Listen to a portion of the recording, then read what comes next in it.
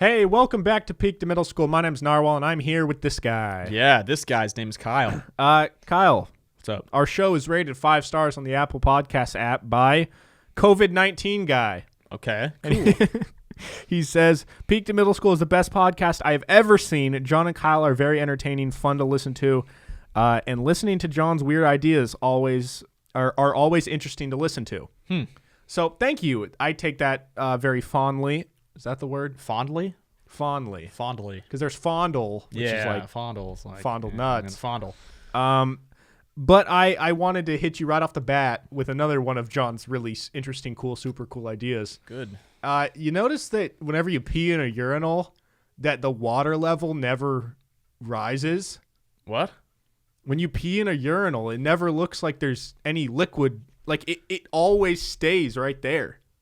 I pee for a long time. Yeah, no, that's kind of true. And it never looks like there's more liquid coming into the bowl, so I don't know where it's going. But maybe there's like a lot of depth, and then it takes a lot of pee just to fill it up barely. And that's what you're doing. Because you're talking like it gives you the little bit of like a little bit of pee that you're seeing. Well, no, like it'll be clear, right? Like and there's nothing like there. Well, there's like water in it. Yeah.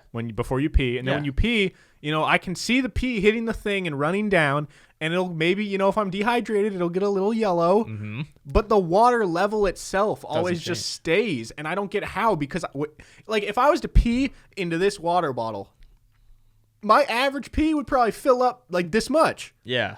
Or maybe even more. But like, where's the liquid going in the urinal? Maybe it's like a displacement thing. And maybe it is growing, but you can't really tell, because sometimes when you pee in a toilet, you can't tell how much the water level increased. But it doesn't in a toilet either. Yeah, really. It does. If you ever pee in a toilet where the water level's super low, you can tell. Okay. I think it's just like an optical illusion. I think either you think you're peeing more than you are, or you don't realize how much you need to pee to move it up. I don't know. Well, maybe it's like displacement, because we're so dumb. So wrong. But maybe how like there's the tube that the water leaves in. Yeah. Or the pee leaves. Maybe as you pee, maybe in the back of that tube it like is kind of going back. Okay. So maybe it like has some mechanism where it always stays around the same level. I've thought about that, but like, I wonder if I dump a whole gallon of water into a urinal, if it would like raise quickly. You could try. I'm gonna bring a gallon of urine. Yeah, it has to be into pee, the gym. Because if it's not pee, you don't know. Yeah. Maybe it only does that for pee, but if you poured water in, it might just like overflow. Yeah, that can be my control group. Yeah. Versus my variable group versus my. Wasn't there a third one? What? Science, like when we did chemistry. Oh, I know science. Control group, variable group, and wasn't there something else? Or are those just? I don't fucking know. You don't remember science class, dude? What do you remember about science class, dude? Not much. Hypothesis. What's one cool thing you learned in science ever? To form a hypothesis, you start with if, and then at some point you put then, and then some point you put because. If then because. I remember. No, I don't know. What do I remember about science? What sciences did you took IB Dirt? I did, which is like but you kind of were a pro Earth guy. Yeah, pro Earth. What was the class actually called? IB Environmental Systems and Studies. So you learned all about the environment, Kyle. You got to know at least one cool fact about the environment. I mean, like, what defines a cool fact though? Because like I know facts about the environment. I can name some plants and stuff. Okay. Yeah, name one. All right. In Washington, we got some salal bushes. Do you know what those do or what? Salal bushes? I don't know, but I remember as a child, if you put them in the fire, they crackle a ton. Whoa, okay. So they're pretty cool. Fact. Yeah, it's a fun fact. That's just from in the field experience as a child, camping outdoors. Damn, bro. Yeah. That's real life experience. It is. It's one thing to learn something in a classroom. Yeah. It's a whole other thing to implement that into your daily life. Yeah, when you can learn by, doing rather than just hearing, it's way better. Yeah, Kyle came home from school one day and said, "Mom, I learned about slough bushes." She's like, "Nice." You're like, "I don't care. I'm going to make a fire in our house with salal bushes and burn down the house." Yeah. We got different types of we got different types of ferns here. We got sword ferns. Sword ferns, if you get stung by stinging nettle, you can take them off and then rub the part with the spores against your burn or whatever. Whoa, this is actually that's a good fact. I've used it before. It works. That's like common Washington hiking. You've also used that? Yeah, I've been stung by stinging nettle. Bro, you are on fire today, man. Let's fucking go. You've implemented everything you've learned in class into your teacher would be really proud of that. That's everything I've learned from high school, pretty much. Wait, so you got stung by stinging nettles? Yeah. And then it gets like a rash, basically. Yeah, it burns. And then you took a sword fern and you rub it on your skin. You rub the spores on your skin, and it's good. It doesn't completely fix it, but yeah, it feels a little better. Wow. And eventually it goes away. Yeah. Damn, bro. I think you can do that for poison ivy too. That's pretty sick. Yeah. I'm proud of you, dude. Thanks. I'm trying to think of some other things I know. Well, I know. What do you know? That I am a fucking champion. I am the March Madness champion, although I'm not the PIMS champion. Shout out to I Like John's mom on becoming the PIMS March Madness champion. Round of applause to I Like John's mom. I don't know is it Parker? I don't know. The name was Big Arthur, so I don't know. No, but I know. Yeah, so whoever Big Arthur is, I think it might be this guy named. Basically, Matt has a friend named Parker who listens to our show. And Parker responded saying, like, thank you very much or something. Oh, okay. So it might be Parker. So if that's you, congratulations. It seems like you need to have a conversation with him, though. Why? He likes your mom. He does like my mom. I like my mom, too. I like your mom, too. Yeah. I guess he didn't specify how he likes your mom. Yeah, he just likes my just mom. Likes you. Yeah, that's good. He didn't say he likes my mom. That's true. If he said loves or likes, then there might be, like, fist flying. Yeah. But yeah, I didn't win that. I got third place in the PIMS, so I got the bronze, and then I also got the gold medal in the Sloth Madness, which was the one with all of our friends. Now, how do you feel about me winning when I don't watch sports? Does it bother you? I'm not really that bothered because I've never ever won any March Madness group ever because I just try to pick too many upsets. I do it every year and I know that I'm doing it, but I can't live with myself not picking upsets. So I do it. I lose. If you didn't pick upsets, do you think it would it would make me feel like less of a winner. Oh yeah. I don't know. So you're trying to say I'm not a real winner? Oh, no, I mean you picked the champion, so you have to respect that. You picked the champion, that's good. My champion, Illinois, lost in the second round, so yeah, that eliminated me. But I don't know. I don't like when people are just like, yeah, I'm just gonna have all 4 number 1 seeds in my final, and my Elite Eight's just gonna be all 1s and 2 seeds. Yeah, it's like fuck you. It was really interesting. I didn't even really realize, but Luke was saying. So I played Luke in the championship, and I beat Luke. Basically, if Gonzaga won, he would win, and then if Baylor won, I won. But he was saying, he had a way better bracket. He had way more correct picks. Mm-hmm. Everything he did was better, except that Baylor won over Gonzaga, and so I win. And he's kind of right that, that system doesn't really make sense. Yeah, but at the same time, if you were to just go based off of how many total wins you got, you could just do super well in the round of 32 and then all your teams lose. And you shouldn't be able to win from that if you have no teams. Yeah, but maybe it should be weighted heavier where you get more points than you do for each correct win you get or something. That's how it is. You get more. Oh, I see what you're saying. Yeah, I just think it should be weighted heavier to make it a bonus for a certain amount of wins. Something, I don't know. Yeah. Yeah, I mean, I don't know. It's based off of, I think the points double every round. So it makes sense. You should get more points if you pick a champion. Yeah. Versus picking a team in the round of 32. Yeah. Okay. You've convinced me. Thank you. You're correct. But yeah, guys, March Madness is over, and so now we're in full baseball season. Oh, baseball season's here. When are you going to go to the first game? I thought you've been all amped up. I am amped up. When are you going to go? Tickets are expensive. Give me some time. Yeah, how much are they right now?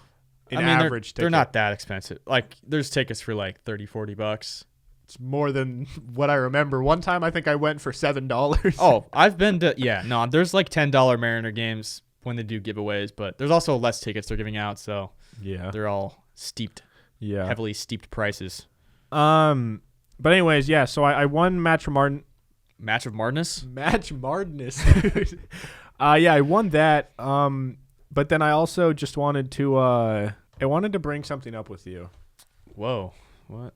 You slid your hand weird on the table like you're headed towards something. I don't know. That wasn't supposed to be seductive, but it came off kind of seductive. I've realized I only enjoy going to the grocery store when it's busy. What? And I usually get like social anxiety, not bad, but a little bit if like I get it. Anything's crowded or if I'm driving in traffic. I don't like that. But I've noticed it's the opposite with grocery shopping. And I wanted to kind of break this down or discuss this with you. Why? What do you like about a busy grocery store? You I like feel bumping like carts when with I people? go into when I go into a grocery store, like you and I both don't like grocery shopping. Hate it. Does anyone like it? Grocery shopping? Yeah. If you do, I'll marry you. My sister loves going to the grocery dude? store. I can't do that shit. Like when I go in there and there's no one in there, there's only a few people. Every time I see an employee or I see another person, I feel like that interaction is like magnified because there's less people, and so they're much more focused on you, on me. And I realized that, if I'm walking down the aisle and it's 9:00 at night and I'm getting my groceries, there's not that many people there. And I feel like if I just see a guy in the cookie aisle and then I come around the corner and then I'm in the cookie aisle and it's like 9:30 at night and there's no one there and it's a big store and we're both in this one aisle, it just feels like really weird vibes. Why is that weird? You're just both getting some cookies. I know, but if it's busy and you hear other noises, it's like he is not even going to register that like I'm another real person. But if it's quiet, it's late, okay, and then I'm there, I just think every interaction is more stressful. Okay, so you're like kind of waiting the when there's less people, there's stronger, more stressful interactions. But if there's more people, there's probably more interactions, but they're less meaningful because we're all trying to just do our thing. Yeah. Interesting. Yeah. And when you go grocery shopping, do you like wear headphones or listen to stuff? Oh, I've never done that ever. Every time I go, I just have my AirPods in and I just listen to music the whole time. That's kind of nice. And like, so that's how I just pretend that people aren't there. But unless you're the guy that someone's behind you and you're in the middle of the aisle. that actually happened last time. That's why I wouldn't wear AirPods, because I would get too nervous that someone's behind me. Yeah, well, you know what I hate is when I'm at a store and I'm trying to spend my time to like look and figure out which item I want. But then if some other lady walks up with her cart and I can tell that she's waiting to get something, but like I'm not ready, sometimes I just grab something I don't even want. Yeah, that's how I ended up with so much broccoli that I didn't want. It's because I was gonna get some raw broccoli, and I just, for whatever reason, I kind of just had this rush of anxiety came over me because there were people all around the broccoli, and I was like, I can't do this right now. Fine. I'm gonna go to the frozen broccoli, and all there was just giant ass things of frozen broccoli, and I don't need that much broccoli. Yeah. I mean, I do, but I don't want it. At least you can freeze it. You can keep it frozen. It's been frozen for months. You think if you just froze broccoli for like 12 years and then cooked it, would it's still been frozen the whole time? It's right? gotta, yeah, but I feel like freezer burn after. I don't know. I don't really know. Because if it kind of cools down a little bit, then it refreezes, then it gets like freezer burn or like even more. Yeah, but if it's just locked away. Locked solid, yeah. I mean, I guess it's probably fine. That's such a weird thing. But I mean, I think it's less nutritious though. If it's been frozen? I think so. Oh, yeah. I heard that frozen like veggies and just frozen stuff in general is like more cost effective. Like if you want to get a lot of avocado, in terms of like sheer quantity, it's way more cost effective to buy frozen avocado or frozen anything really than to buy a bunch of like. Yeah, I could get a giant thing of frozen strawberries, or I could buy a little container of strawberries for like the same price. Yeah, but doesn't that seem weird? Because when they obviously, regardless of whether it's frozen or not, they're gonna have to clean it and like prep it. But then if it's freezing it is just an extra step. So why would that be more expensive? You know, because if they just put it out on the shelf how it is, they just load them into plastic boxes and ship them out. Well, it's probably more work to keep the fresh ones fresh than to keep the frozen ones frozen. Because the frozen ones, you just kind of toss it into a bag after you clean it or whatever, and then they're just frozen now. And the fresh ones, you probably have to do a certain way. You have to package a certain way to make sure they don't get moisture inside or whatever, or too much. I don't know. Yeah. I didn't think of that. Thank you. Damn, we just solved something. Yeah. It feels good to solve We problems. don't do that often on this show. No, it's pretty rare that we like come to a conclusion. We're like, that's the answer. Yeah, but I mean, we don't know, but Well, I think that's probably the answer. Yeah. Kyle and I saw, well, it's not just Kyle and I. Shim, Kyle, Willig, and I all saw Kong versus Godzilla. Should we give like a little movie review? Yeah, sure. We don't want to give any spoilers because, there's probably some people that want to Kong it up. Yeah. But like with that type of movie also, spoilers don't That's fucking true. matter. There's not even really a plot. It's just they're like kind of pitted against each other and then they fight. It's honestly just a series of epic fights Yeah. between Godzilla and Kong. Yeah. Which is kind of like exactly what I was hoping for, Yeah. And I don't know. It kind of bugged me that King Kong was kind of wimpy. He just kept taking L's. He was taking a lot of L's. Fighting against a fucking, I think, but okay, just in terms of stats, right? If we saw their raw, like, height, power, accuracy, I think Godzilla just outclasses him, which is why he was always kind of the underdog. Because Godzilla has a fucking laser beam. Yeah, that's not fair. And I think he's bigger, too. And Godzilla can fight on land, and he's, like, built for the water. water. Yeah. But what I don't understand is, spoilers, by the way. I guess we kind of already said that. Whatever. But if Godzilla is like good in the water, why did they take King Kong on a fucking boat? Well, how else are they going to get him? Like, move him around? Well, where was he? Was he on an island? He must have been. Because when he's on just somewhere. like a continent that's attached, Yeah. they could just have him Take him like by truck. walk. No, it's just like have him transport him by foot. I don't think he'd want to. I don't think he was willingly going. They like, chained him down. Do you think King Kong's fast? I What do you mean, think his 40 time is? dude, his 40 times probably it's one, not even a step, dude. It's like half a step. So it's like. But in terms of like how fast he could run miles per hour, do you think he could get fast? Or do you think he's too thick for that? Dude, I mean, he moves quick. Like, it doesn't look like he moved. That's the thing with big things. And I don't know if this. I've always wondered this. I was actually wondering it during the movie. When you see big things moving around, they seem so slow. Yeah. And I feel like I could totally dodge that. But it's deceiving. it is deceiving. And I wonder if, like, you look at an ant, and an ant looks like it's moving super fast. Maybe we look like we're moving super slow. Maybe just the bigger you get, the slower you are. But then when you find something that's big and fast. yeah, because I'm saying, like, relatively, if we were to take King Kong's movement speed and bring him down to, like, regular-sized gorilla, I don't think he'd be that quick. Yeah, I mean, he doesn't look like it from how he was moving in the movie. That's a good point. I don't know. I was thinking the same thing about Godzilla. I was like, they got to have quicker hands because King Kong was just throwing, like, haymakers, and he would wind up, and there's so much time when he winds up that Godzilla could just, like, defend himself or back up or just do some other Godzilla thing. The thing that I don't really understand is, like, when they're fighting, it's not like any of them were ever, like, gushing blood or anything. Yeah. And so they take all these insane hits, but then what is kind of the... Like, they take an insane hit, and then they're fine, but then later in the movie, they take, like, a crazy hit, and, like, that's the one that, like, puts them, puts them away. But I always wonder, like, what was different about that hit than the earlier one? Or do you think it's just that, like, he took so many fucking hits? It was just a big war of attrition. They were just beating the hell out of each other. King Kong also dislocated his shoulder. And popped it back into place. Dude, there's one scene where he had a dislocated shoulder and popped it in place against a building. Yeah. I was also thinking how much money they cost the whole country, like the whole world, dude. They were just fucking up a whole city. And how many tens of thousands or hundreds of thousands of innocent people that died. I know. That was something that was not even addressed in the movie, but just so many people died.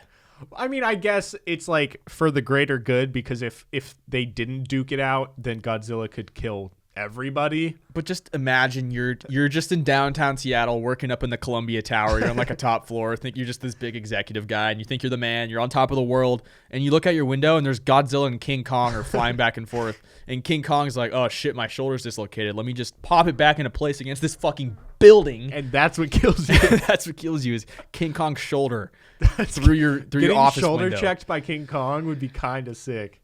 No. You never saw any people falling out of the sky, I realized. They might have just been disintegrated by sheer power. Dude, speaking of disintegrated. Well, oh, wait, there's so much I want to talk about now.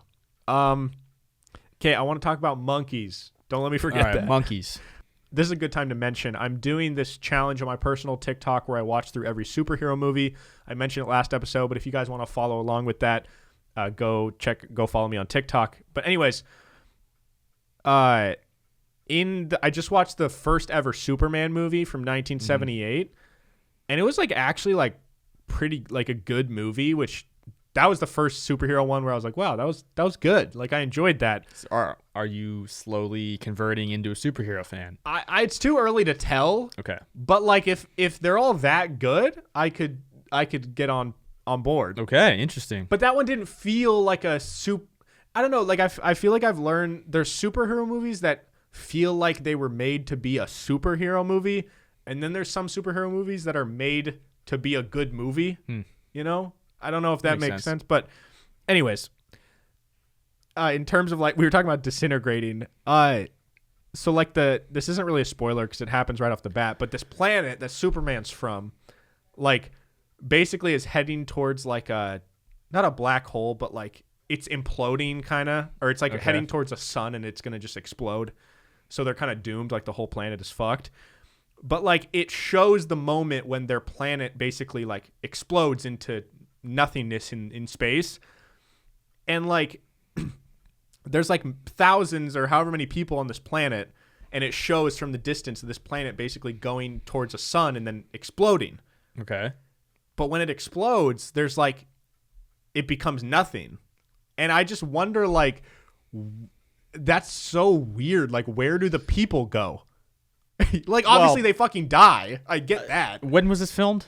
This was in 1978 is when it came out. Well, yeah. I mean, if you're basing it off of what you saw in the movie, it probably wasn't that realistic of what would happen. Yeah, you're right. It's probably not how it happens. But I'm just saying, I'm sure there's a scenario in space, in real life, where a planet could explode. Yeah. Like, very quickly. And my question is, where the fuck do, like, all the... like, obviously they're going to die. But, like, where does all the matter that's on the Earth, does it go to? I think it's all, well, I mean... Does it just, like, get taken out of existence? Like, it's no longer there? Or are they just turned into a bazillion particles that just fly through space? You know? Because it's like, you're not, like, you don't see any guts flying through space. I don't think you're just going to see, like, an arm flying around. Yeah, probably because it gets disintegrated. But, like, even then... Yeah, no. It all has to go somewhere. Yeah, it does. Maybe it... No, I don't... It depends on how you're disintegrated. If you go maybe directly into a star, like into a sun, maybe it, like... Maybe it absorbs your planet almost, like where it burns it up and then it kind of takes that matter. I don't fucking know. Okay. Or just little particles get tossed around. I don't really know. Yeah. I was actually thinking like that, the concept of the start of that, because that's right at the beginning of the movie, and I was like, that's a pretty scary just concept. Like, imagine if it got out that Earth was, you know, what are they called? Astronomists were not like, astrologists. Astronomers were like, hey, turns out Earth is headed for this particular thing, and in 8 years we're literally, the Earth is going to be gone in 8 years no matter what, so we either get the fuck out of here or we just accept our fate. And think about like the days leading up to that. If you waited years and years and you had 4 days and you could literally see like where you were headed, like you look up in the sky and you can see this fucking planet. It's really getting hot outside. Yeah, like how do you process that? Would you just accept it and try and have fun? You have to. I don't know what else you do, because I mean, there'd be some people that try and like say fuck it and launch into space. Yeah, there's gonna be a bunch of people. I mean, and that's even worth a shot because like you're gonna die anyways. Might as well try. But I don't think I'd want to live in space. Yeah, like knowing that all of humanity is gone and it's just like me and whoever's in my ship. Yeah, because I've seen too many movies like that and they never turn out well. Like that one Robert Pattinson movie. What was that? High Life? High Life. That was a fucked up movie.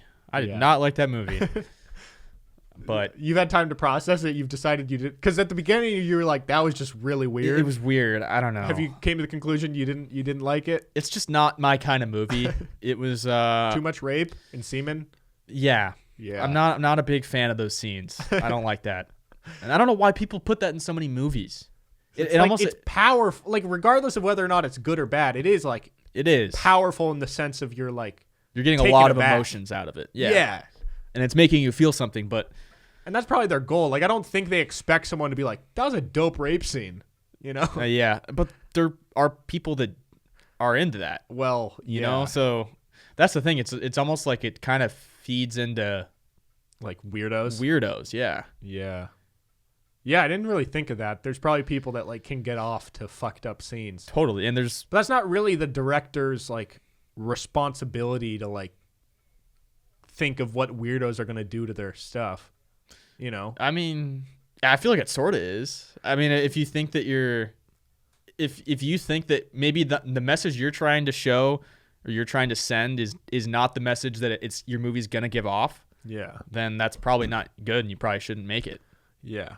But like when you were watching that, did it ever feel to you like it was like pro rape? Like no. It never seemed like it was a good thing. No, definitely not. So like, but yeah, no, I don't know. And I mean, you also have to wonder, I don't know about all the directors. Obviously I don't know any directors, but, of all the directors that are making movies where there's scenes of like underage people like hooking up, like, I saw recently on Twitter, Pretty Little Liars. Do you remember that TV show? Yeah. It was on like fucking, I don't know, ABC Family or some shit.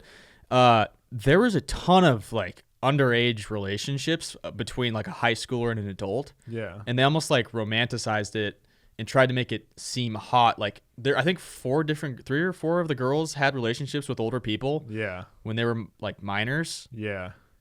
And I feel like that's extremely wrong to do as a director because like why would you do that? I mean, yeah, I mean, well, when did that come out? Not that it's ever okay, but it's I think like that was in probably like the 90s. Oh no, Pretty Little Liars was like in 2012 maybe. Oh, like middle school, early high school for us. But yeah, I don't know. I've never watched it. But no, I used to watch a little bit with my sister for some reason. But yeah, well, I know that like there's a bunch of controversy around 13 Reasons Why because they're like it romanticizes being like suicidal and writing these notes, and it does. Yeah, it's like that's not a very good message. No, it's not. But also at the same time, it does show that there's a lot of issues in high schools. But yeah, I don't know. Yeah, that show is another one that I could see where it's just like, why did you?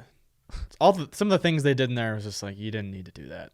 Oh, and then another thing, when I was watching the Superman movie, something that happened that I thought was an interesting thing to talk about is, honestly, I didn't, if anyone has seen the movie, maybe you can comment, let me know. I didn't really follow this one part, but basically this planet was ending and there was like, I think they were prisoners. There was 3 people that were kind of on trial, sort of, right? Mm-hmm. There's 3 of them. They were like sitting there on trial on this planet. And like, I don't know if they were criminals or what their deal was, but basically they got sent into like, I don't know how to describe it other than like the leader took this, like basically put them in like a mirror. All right. Imagine if you could like put you, but like stuck in a mirror. Okay. And then it like shot into space and like, I don't even know how to describe it, but it's essentially, I think what happened was they like basically trapped these people that I think they were criminals or something in like this alternate dimension where like rather than being a physical person, they kind of, well, it wasn't like a literal mirror. I'm just saying that because that's what it looked like. But just picture like a flat thing with no depth, like a piece of paper, like Flat Stanley. Yes. They turned him into Flat Stanley and sent him off into space. And there was 3 of them, and they launched it into space, and like they were screaming, like no, like please, no. Mm-hmm.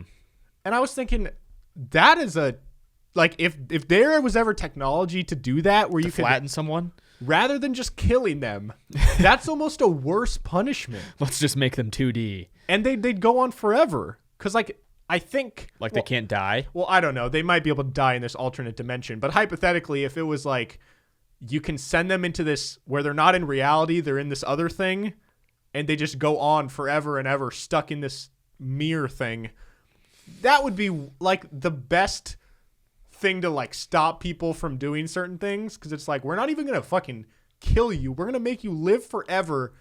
It's like the reverse death penalty. Yeah. Where do you stand on the death penalty? I don't know. I think I don't know. It's hard because there's some situations where I feel like it's good and sometimes it's not good. Yeah, I think there's been a lot of scenarios where it's been used when it shouldn't have. Mm-hmm. But then, if There's someone's fucking Ted Bundy. Yeah, like if someone's a serial killer or serial rapist, I think, it might, I don't know. But don't you think that would be like way worse? Definitely. I mean, I would hate to live forever. Yeah. Not even as a punishment, just the ability to live forever would suck because everyone around you is going to die. Yeah, they're flat. They can't really move, right? Yeah, no, it looked like they were just like stuck there in nothingness. That must really suck. Yeah. Because it's just you, and then were they all like, the way I'm picturing is like it's like a glass board and there's like 3 people on there. And they're like they're all flat like next to each other. Smushed. Yeah, it's literally like if you looked at this and if you just saw like your face and Shim and Willig and you guys were all like, please let me out. Like on a piece of paper. Yeah. Wow. That's horrible. Because then, you're just living next to this person that you have to listen to the rest of your life. And you don't even know where you are. Forever, and you don't know where you are. And there's nothing there. Yeah. Dude. No, that is probably the worst punishment ever. Yeah. Anyways, so yeah, just wanted to update you guys. The series on TikTok of watching the superhero movies is just going off for some reason. Doing well, yeah. Like I went from like 2,000 to 80,000 followers. So if anyone wants to go follow me, get me to 100,000. But you surpassed PIMS. I did.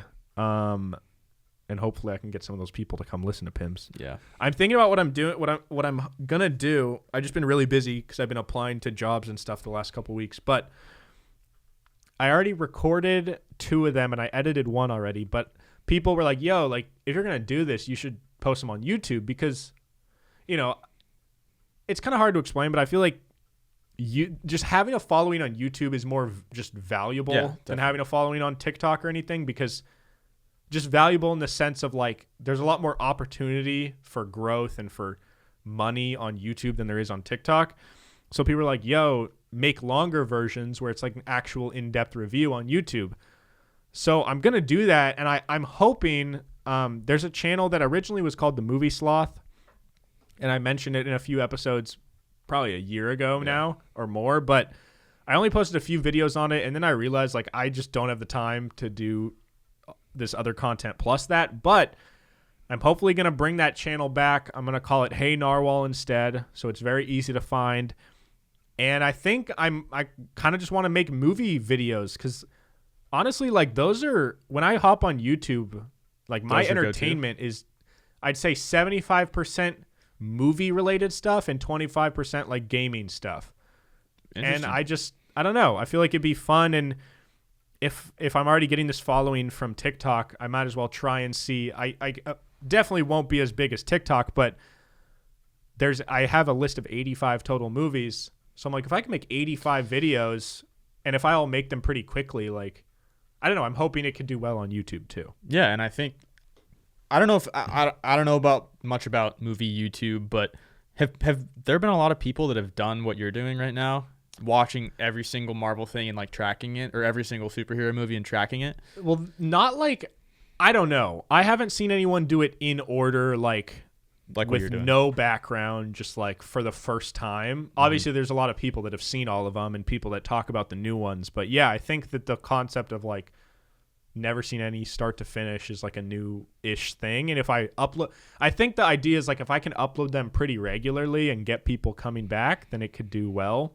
And there's just other movie stuff I want to talk about. Like I don't know. There's different films I've watched that no one's heard of and like different concepts that I don't know. I just think it'd be fun. Yeah, I mean, you've seen a lot of movies. Yeah. So you have a lot of movie knowledge to share with the world. Yeah. And I can come on there and I can tell you about the greatest movie ever, Shrek. Yeah. One of the best characters in Donkey. I would argue Shrek might be better, but yeah, Donkey's a goat. I love Donkey. Shrek, I've kind of talked shit on Shrek. It's mainly because I'm scared of Shrek. Just the Shrek universe is like nightmare vibes to me. Everything, like every character in the show scares me. Maybe you were just scared as a kid and you need to like rewatch it again and conquer your fears. No, but like who's the prince guy? Prince Charming? Is that his name? The guy with like the big chin, dark hair. Lord Farquaad. Yeah, he's creepy looking. No, Shrek he's is a creepy fucking looking. wimp, dude. He's like 5'2". Fiona, when she's a fucking Shrek thing. An ogre. An ogre. How dare you ogre shame? Fuck you. they're all creepy. Ogre lives matter, dude. Yeah, no, they matter, right? If you found an ogre in the woods, I would be horrified if I would found you an report ogre. it to someone? Yeah. Would you keep it a secret? I take a picture for sure and be like, Yeah. yo, I found Shrek in the woods. Imagine just like coming upon this green person in a swamp or this big old green ogre. Probably smell horrible. He turns around and it just has fucking what's his name's voice? Mike Myers. That's not Shrek. Oh yeah, Mike Myers is Shrek, and then Eddie Murphy. Eddie Murphy's donkey. Yeah. And Cameron Diaz is Fiona. Oh really? Yeah. Oh, Accidentally in love. It's one of the songs. that's really good. Yeah. Thanks. But yeah. Anyway, so that's a little update for you guys. But back to monkeys. Oh yeah. So we were talking about like King Kong, but recently I've been seeing on TikTok there's these people that have accounts for their pet monkey, and it's like a little monkey that it's their pet and it wears like a diaper and it walks like a human. And People just got pet monkeys now. yeah, and I wanted to discuss it because I'm a little kind of weirded out by it because some of these people's monkeys are so human-like that it's weird. Mm-hmm. Like they got diapers on. Sometimes they got little like monkey sock shoe things. And then like they make these vlogs or these TikToks where it's like, oh, Jerry, look, your package came. And the monkey is so human-like that it knows like to grab the package and it knows how to open it and like open the different flaps. And it's just like, it's weird seeing an animal doing stuff that we would do. Does the monkey have like a box cutter? No, no, not Imagine, here's your box cutter. He's like, okay. No, but like he would, and like he'd open it up, and he knew exactly what it was. Like as soon as he opened the box, he pulls off like the packaging, and like He knew what the thing was. yeah, and he knew like how to use it. And I'm just like, that's a bit much for me because, you know, we came from primates. Is it prime apes? What did you say? Prime? You say primates? No, I was asking. It's primate. Yeah, with not- a T. But it would make more sense if it was prime ape. That's the Pokemon. Prime ape? Yeah, Oh, I didn't even know that. yeah. But anyways, He's a fighting type.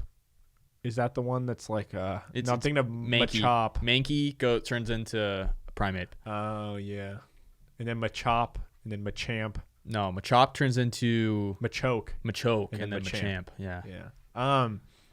I don't know. How do you feel about pet monkeys? Dude, I think that's wrong. I don't think you should have. There's some animals like tigers. You shouldn't have a tiger.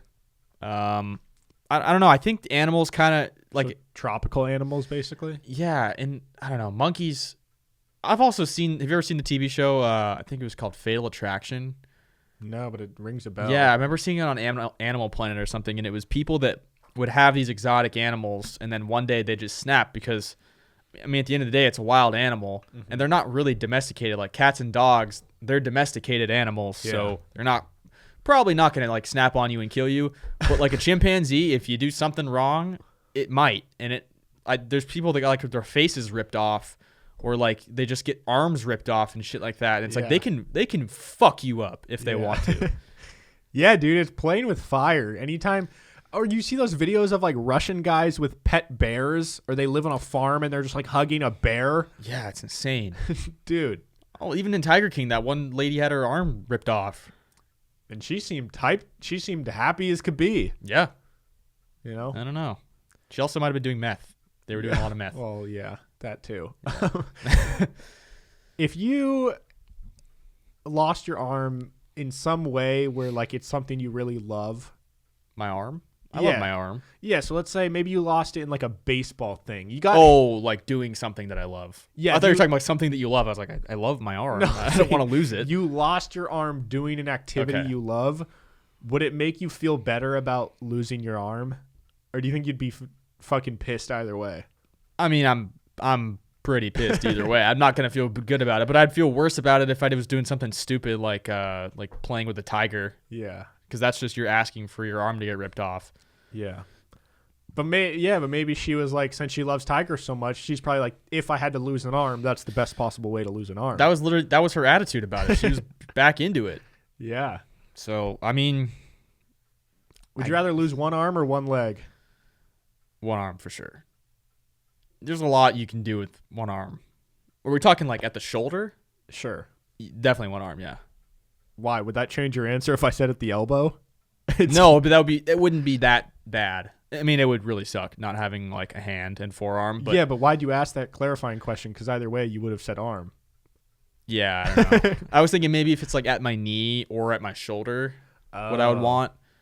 If it was at my, I might want. But like with a leg, whether you have a whole leg or half a leg, you can't. It doesn't really benefit you that much.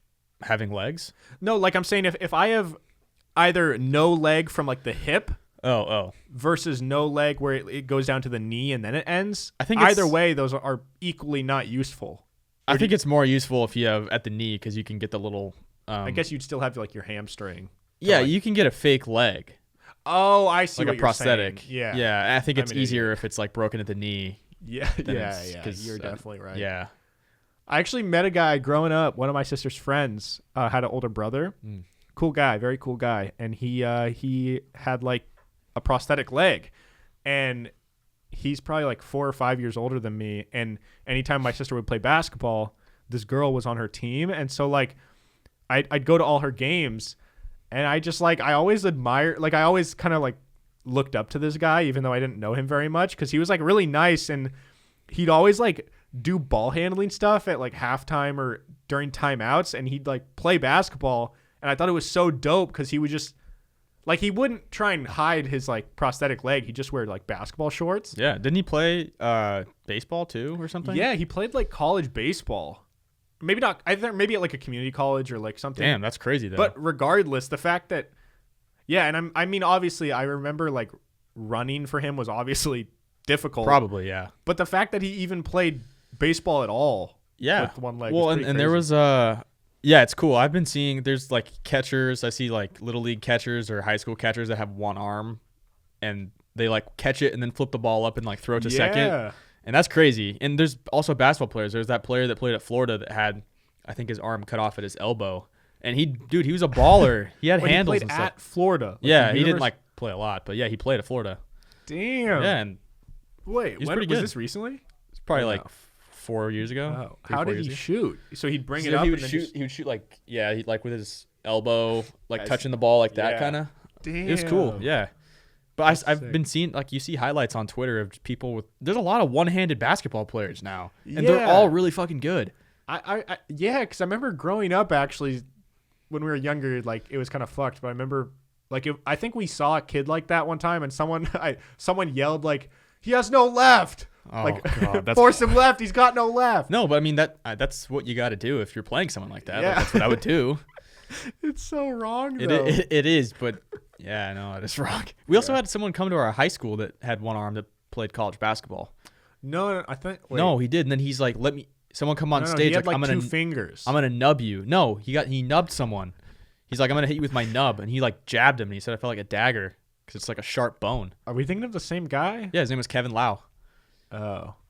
Oh, did he talk it in assembly? Mm-hmm. Yeah, and then he nubbed a guy at our school. He was tall, huh? Yeah, he was super tall, and he's just like, hey, someone come over here. I want to show you what it feels like. I use this as my weapon.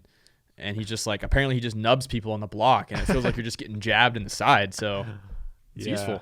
Do you think if there was a statistic of, like, I don't know how you track this, but people that have, whether it be a nub or like half an arm or no arm, do you think they get called for less fouls than someone with an arm, even if they're maybe doing the same motion, but maybe the refs don't call as many fouls because they're like, dude, this guy's got one arm. Like, let's cut him some slack. I mean, you should call some fouls, but I would say it's probably harder to reach in. It's probably harder to foul if you have one arm because you can't reach in with one of your arms. Yeah, well, I guess I kind of meant like that guy when he said he would nub people on the block. Yeah. I bet he wouldn't get called as much because the refs are probably like, oh, it's not really but it's the same thing. It's just like kind of throwing elbows. People do that. Yeah. Oh, yeah. Like you're bumping each other on the block either way. He's just going to throw a subtle little nub in there, jab you. Yeah, man. I'm happy that I have all my limbs and I'm healthy. Yeah. I tried to get the COVID vaccine. Well, I might still get it, but like every time I search it, it's like you either need to be 60 or older, or you need to be obese, or have 2 underlying health issues, like work at a school. So I don't know. I don't have. Maybe any you of those. could. Your mom could rehire you at the school district. My mom could hire me to work at the school district just so I can get the vaccine, and then I quit. You might still be on the payroll. That's true. They probably still have my info. Yeah, I don't really want to work at a school system. Me neither. Shout out to my sister. She does. It's funny how, like, the jobs that I've had, like, just some of the jobs I've had in my life are stuff that are, like, so opposite of anything I like at all. Like what? Just, like, working at a restaurant and working at a school district are so far from anything even remotely close to what I enjoy. Yeah. It's just funny that like looking back, I can't even imagine that I worked at a restaurant, because that's the most anxiety-inducing place to work. Yeah, but I feel like a lot of people work at restaurants. Yeah, no, I think it's good to work. I think it's good to have jobs that you don't like. Yeah. Because it definitely, you gain skills whether or not you realize it. And I think it, like, I don't know, do you feel like when you're at work, obviously, like, it's not your dream job. Like, you don't hate it, probably. Nah, it's not my whatever. dream job. No. Yeah, but like when you're there, does it kind of inevitably force you to kind of daydream about or think about what you do want to be doing? Yeah, definitely. And I bet if you had a job that, like, was maybe more fun, or if you were just like, not that it's like good to have something that's miserable, but if you had a job where every day it was like kind of dope, or you had a bunch of homies and like you probably wouldn't be doing all this thinking and planning about. Yeah, but I'd want to just do that job if I liked it. Well, yeah, but I meant something that's like. No, but I mean, having a job that you don't like, it forces you to realize that's not what you do want to do. Yeah, it makes you realize this is not what I want to do, and I want to work hard so I don't have to do this. Yeah. So, yeah, I mean, I spend pretty much my whole day at work just being like, I really wish this podcast would work out. Yeah. One day. One day. When we're 39, maybe. 39 with 2 kids. Oh, God, no. But anyways, guys, there was this really cool thing that I saw that I wanted to just kind of mention. It's not necessarily like an A or an F, but so there's this YouTuber, Mr. Beast, and it actually got announced that he launched a thing called Juice, which is it's equity financing for YouTubers. And so it says it will focus will be buying minority stakes in YouTube channels, and Jimmy, which is Mr. Beast's name, Jimmy will personally invest $2 million to start it. So anyways, I'm going to just pull up the article and read it because it's kind of interesting. Mr. Beast said last year he wanted a way to invest in up-and-coming creators, help them blow up, and get a cut of their business in return. And today he's announcing a plan to do just that. Jimmy Donaldson is working with a $2 million investment fund that will offer creators up to $250,000 in exchange for a stake in their channels. The fund, called Juice Funds, is part of a new company that Jimmy is a minority owner in called Creative Juice, blah, blah, blah. The quote says, "We're going to make sure we find creators that actually need a giant cash inflow and aren't just trying to go buy a Lamborghini. Details about the investment fund are limited right now. Juice Fund hasn't said when it will launch or what type of creators it's looking to invest in." Donaldson said the idea is to help YouTubers, quote, pour gas on the fire the way a business might by raising an influx of cash once they're already growing quickly.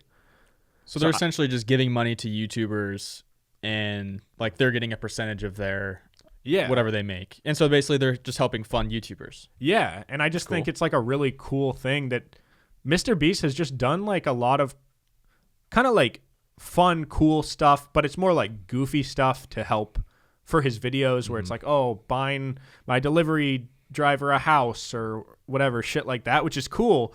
But like this one is very directly like he's literally making it a mission to just help people like blow up. Yeah, I mean, that's as people that want to blow up, that's all we could ask for. Yeah, and it's cool that like because I don't know if I mentioned Pod Fund, but Kyle and I with PIMS, we were trying to like basically apply for this thing called Pod Fund, which is a very similar concept. But that was like maximum of like $100,000. But this one, if he's putting in $2 million, and it said that $250,000 is like the dude. You could like you could do so much. Like if you make good content and you had $250,000 to invest in strict, like if you spend all of it on content and marketing, it's like I don't see how you wouldn't. Like unless your content sucks, but he's not gonna give that money to you if it does suck. So and it's cool. It's super cool. So I just wanted to mention that because I just think that I don't know. It's nice to see when like a big creator doesn't just like I don't know. I feel like these people get big and then they fear that like it's a competition or that if they get big, they need to keep getting bigger or keep other people or smaller. Keep other people. And maybe they don't even do that on purpose, but it's like I think it's just the fear of or the knowing how hard it was to get to that point and the fear of like, oh my God, what if I fall off or what if some other guy explodes and then I make less money, but or if I help him and like he doesn't have to do as much work as I did to get to this point. Yeah. And it's like and I kind of I get it, I guess, but I just think it's really cool that Mr. Beast has never really been like that. Mm-hmm. And he grinded for a long time. Like I vividly remember one day I was on YouTube. This was in maybe 2013, 2014 in high school, and I got home from school one day. I opened up YouTube, and on the recommended was this guy that was him, but I didn't read. And his channel was Mr. Beast, and it had this goofy logo. And I was like, Mr. Beast, what a fucking dumb name. Because like, what is that? Like Mr. Beast? Okay, no, it is a weird name. And the video was him saying Jake Paul like a million times. Oh yeah, or maybe it was 100,000. Regardless, the video was like. I don't know. It was like 18 hours or something. And he's relentless. It's dumb content, but he's so relentless that it just, and it's cool that when I was in high school, he was doing wild shit. What did he even get famous for? That just for the Jake Paul thing? Well, he did stupid shit all like that. Like first it was saying Jake Paul 100,000 times. And then there was one where he like said a certain word. Or I think he counted to 1 million, like that's on video. So like that's like his kind of videos. I never really watched Mr. Beast. Yeah, it's all just stuff that is so absurd that you like can't believe someone would actually spend the time to do it, and then he does it. It's genius. It is. I just would not want to say Jake Paul that many times. No, but yeah, it was cool because back then I remember seeing that video and it had like. Maybe like 10,000 or 20,000 views, which is like nothing really. We've had videos get 10,000 views. And yeah. Anyways, I just wanted to bring that up because I think it's a cool thing that he's doing. But Kyle, should we hop into the segments? Let's do it. Should we start battle bracket? Let's do battle bracket first. All right. We are in the final four of This Is the Battle Bracket. If you don't know what the battle bracket is, this is the battle bracket. It is a compilation of the best things in the world, and we are down to the final four. Compilation? Yeah, I don't know why I said compilation. Competition? Yeah, but it is like a compilation. It's like a bunch of them together, compiled. It's like a tournament. It is a tournament. Anyways, it's a bracket of the best things in the world. That's all you need to know. So we've narrowed it down to the best 4 things in the world. Wait. What about this one? Oh, fuck. We didn't write that one down. No, we haven't done that one yet. Oh, word. We have the 3 of the 4 best things in the world. Okay, yeah, I fucked that up. We're about to declare our 4th and final best thing in the world. So first things first, our best 3 right now. We have perfect socks, waking up to a nice text, eye contact. That's our top 3. Well, it's not just eye contact. It's specifically when you make eye contact with a best friend and you guys like can read each other's minds. You're right. What do we have today? Okay, today we have a sun after a bunch of rain. Versus Dippin' Dots. Kyle, you're pretty passionate about both of these. I am. These were both my things. Your things. Yeah, no, I mean, sun after rain, that speaks for itself. I mean, me, when there's no sun, I'm not happy. Like winter was tough when there was no sun. And when the sun's finally out and I can just see the sun and the blue sky, the birds are chirping. Yeah. Oh man. It's crazy how much it changes your mood. But But Dippin' Dots. If you're at a Mariners game and you don't get Dippin' Dots, did you even go to a Mariners game? No, you didn't, because you didn't get Dippin' Dots. Yeah, Dippin' Dots, another thing that just makes me happy, but I guess Dippin' Dots by themselves, like if I'm not at a Mariners game, are Dippin' Dots is good? Well, I feel like since they're kind of hard to find, it makes them like the legendary, like the shiny Pokemon that when you do find them, it's a very special thing. Yeah, but what makes them special to me is that they're at like my favorite activity that I'm doing, which is going to a Mariners game. Yeah. And that's just a bonus onto my favorite activity. Like I wouldn't go to the Mariners stadium just for Dippin' Dots, you know. If we went bowling and they had Dippin' Dots at bowling, would you get them? I might. But it's not. You're not going there amped to get Dippin' Dots. No, and it wouldn't feel right. Like I feel like I need to be eating Dippin' Dots in a seat watching baseball in the sun. That's when Dippin' Dots are consumed. So I would say for that reason, it's not as universal. Agreed. Sun will never not be great. Yeah. So it's hard to compete with just the sun. Yeah, exactly. Sun after hella rain. Yep. Yeah, all you people that live in California, you guys are spoiled. So spoiled. You don't realize how much it sucks sometimes. I really think that if you live in some place where it's nice most of the time, you're happier. You happier, but I also think that you don't appreciate nice weather as much. That's true. Because if you just have it all the time, it's just normal. But here, if you get like nice weather in Seattle, everyone's nicer, everyone's happier. It's just a way better day. Yeah. What I will say, though, is I don't like the Washingtonians that are near the end of the summer. They're like, I'm tired of all this sunshine. Let's get some rain in here. It's like, no, fuck you. It's like, dude, we're going to get that regardless. So just don't beg for it because it's going to happen. And like, you guys realize we're about to just enter the marathon of just depression for like 6 months. More than that. Yeah. I know a couple of our listeners are from Wales. And I am so sorry because from what I've heard, same thing. It is maybe potentially even worse than Seattle. Yeah, I wonder what the most depressing weather-wise place on Earth is. Let's see. I'm gonna look up. I know Forks, Washington, I think has one of the higher suicide rates, and I think it's because of the weather. It's always gloomy there. That's where Twilight takes place. Okay. Number 10 is some mountains in China. 9 is Maui. Someplace in Maui. Number 8 is Kauai, Hawaii. 7 is another place in Maui. 6 is Cameroon, Africa, or a specific place in Cameroon. Then 5 is... So these are just all jungles. I don't really know where that is.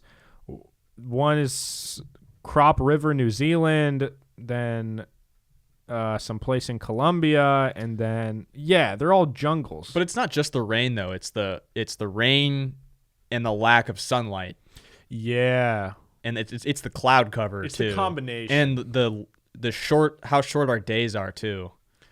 Yeah, it sucks. And realizing that you're just like a piece of shit that has no purpose in life. That too. Well, I mean, I feel that way regardless. But yeah. Sun or no sun, that's how I feel. Okay. Well, today we have A and F of the week. Let's get it. My A this week, there's a guy who bet on the women's March Madness, and he bet the under. So this guy won $26,000, and it was well, do you want to read this? You might be able to understand this better than I can. Sure. He posted a picture of the of like his receipt and then also of like the matchup. Damn, so he won like $26,000. He bet $30,000. Okay, so he's one of those like gambling motherfuckers. Yeah.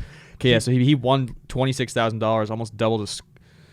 He basically doubled his money, but it was it was under 64.5 first half total points, and the score was 50. They had 56, and he was betting the under. So he was just betting unders, just betting hella unders. And basically his tweet was like, it's kind of sad, but he basically was saying like, it's a good bet to bet the under with women's college basketball. Well, it's just dumb that they would make lines like that because they're not doing Vegas or whoever's not doing a very good job of creating the lines, because regardless of however many points they normally score, they should get something that's actually like a good bet.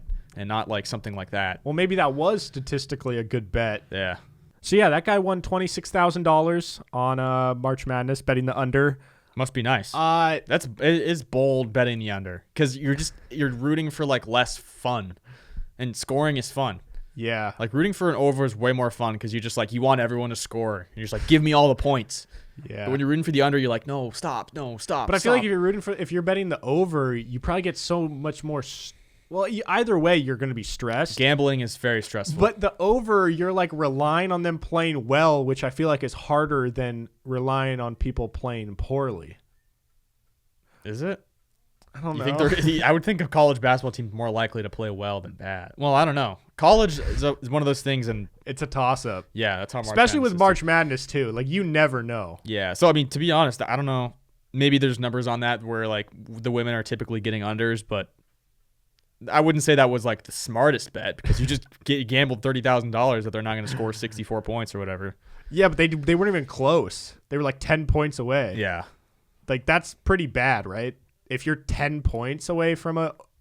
Yeah, I mean, it was just a defensive game. Yeah. But, I mean, generally speaking, is it closer... When you bet an over and under, in Shim's experience, Okay. is it usually close? Like, is it usually barely over or barely under? Yeah. I mean, they do a lot of research to put those lines out. Clearly not a lot to do that line, Yeah. but sometimes there's just lines that aren't even close. Yeah. And it's like, what the fuck were you doing? Like Gonzaga, I think, was favored by, like, I want to say 8 points or something, or like 4 points. Yeah. And they lost by like 17. Yeah. So, yeah. Well, anyway, shout out to that guy. Props to him. Kyle, who aced it this week? acing this week is, well, me, because I'm getting my vaccine and I'm excited. Oh my God, you're a bitch. Yeah. So, shout out to me for getting my vaccine appointment. Kyle, you're going to be the annoying anti-masker now who goes, no, dude, I got the vaccine, bro. I can't carry it. No, because you know what? Even if you have the vaccine, you can still spread it. There you go. So, I don't know. But, yeah, I'm getting my vaccine. Yeah, so if anyone else has their vaccine and wants to make out with Kyle, he'll be taking reservations. Yeah, I charge a lot. Okay, well, my F this week is Florida man... God, we haven't had one of those in a while. This one's a good one too. Florida man proposes using rings stolen from other lover. Oh. So detective said the victim saw her boyfriend's new fiance wearing a wedding band and engagement ring identical to her own from her prior marriage. So she basically just like reused the wedding ring that they had used before? No, he stole it.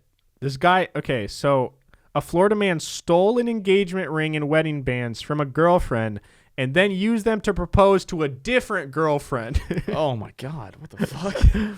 Wait, why did that girl have wedding bands?